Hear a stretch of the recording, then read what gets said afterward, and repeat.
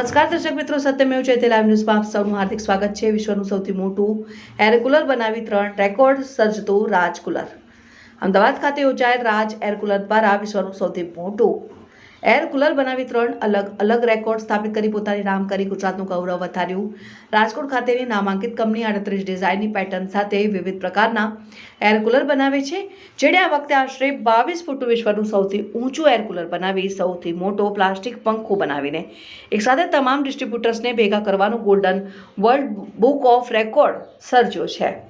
આ પ્રસંગે અન્ય 2 મોટા કુલરોનું પણ લોન્ચિંગ કરવામાં આવ્યું હતું। સાથે એક સાથે તેમના તમામ ડીલર્સ ડિસ્ટ્રીબ્યુટર્સ એક છત નીચે એકઠા થઈ અને એક સાથે દેશભરના અને રાજ્યોના તમામ ડીલર્સ સાથે ઉપસ્થિત રહેવાનો પણ અંદાજિત રેકોર્ડ સ્થાપિત કર્યો છે।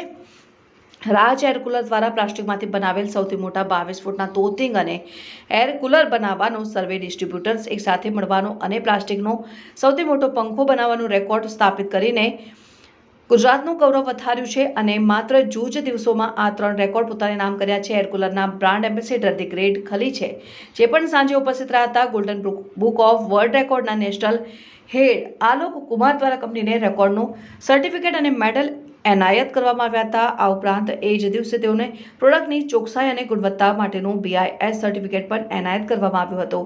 આ રેકોર્ડ અને સૌથી મોટા એર કુલર વિશે કમલેશભાઈએ માહિતી આપી હતી અને ઉપસ્થિત સર્વે લોકોનો આભાર વ્યક્ત કરતા પોતાનો જ રેકોર્ડ ફરી તોડવાની ઈચ્છા જાહેર કરી હતી।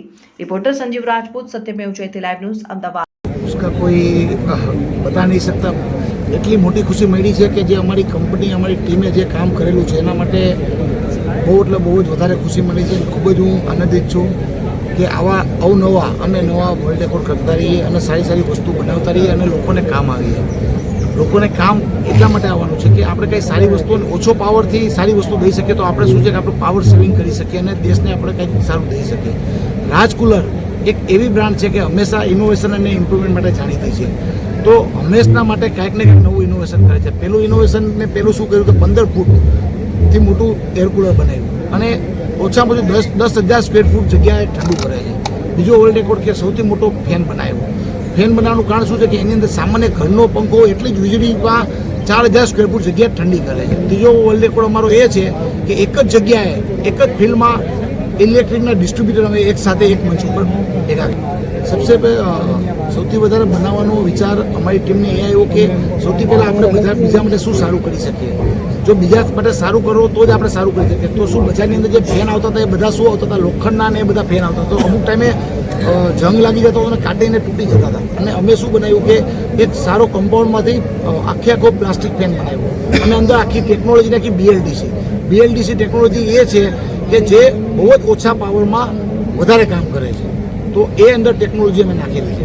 હા, અમારો જ વર્લ્ડ રેકોર્ડ અમે અવનવો તોડશું, અમારો અને બીજાના। મારો ટાર્ગેટ છે 3 વર્ષમાં 21થી પણ વધારે વર્લ્ડ રેકોર્ડ કરવાનો અવનવી વસ્તુમાં। સૌથી પહેલાં ગુજરાતની ધરતીમાં બધા સુરવીરો જે થયા છે અને જે બી મોટા છે બધા ગુજરાતના જ છે। તમે લીડર કહો કે ગમે તે ઇન્ડસ્ટ્રીયલ, તો ગુજરાતની ધરતી ઉપર જે મને ગર્વ છે ગુજરાતનું અને મારા કાઠિયાવાડ કે રાજકોટનું કે અવનવા અમારે રાજકોટની અંદર એ છે કે ઘરે બધા જન્મે ત્યાંથી એન્જિનિયરની ડિગ્રી હોય છે, તો અમારે કોઈ એન્જિનિયર થવાની જરૂર નથી કારણ કે બાય બ્લડ જ અમે બધા એન્જિનિયર। टीम लोग एक जैसे लोग मीटिंग में मिलते हैं तो उसको एक रिकॉर्ड ग्रुप कैटेगरी में आता है।